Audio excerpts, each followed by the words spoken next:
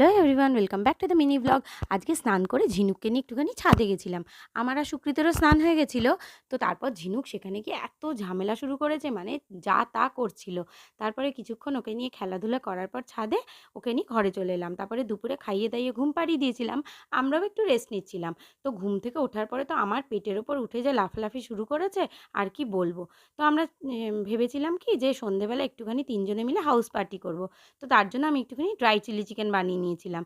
আর এদিকে সুকৃত খাবার দাবার প্লেটের মধ্যে বাড়ছে, আর ঝিনুক কিন্তু ঝিনুকের দুষ্টুমি চালিয়েই যাচ্ছে।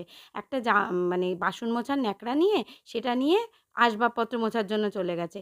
কি বলবো, বাচ্চাদের কি কাণ্ড। তারপরে একটুখানি আমার সঙ্গে টুকি খেলা হলো। মানে যা পারছে তাই একটুখানি খেলাধুলো করে নিচ্ছে। ওদেরও তো বোরিং লাগে ঘরের মধ্যে থাকতে থাকতে, কি আর করবে।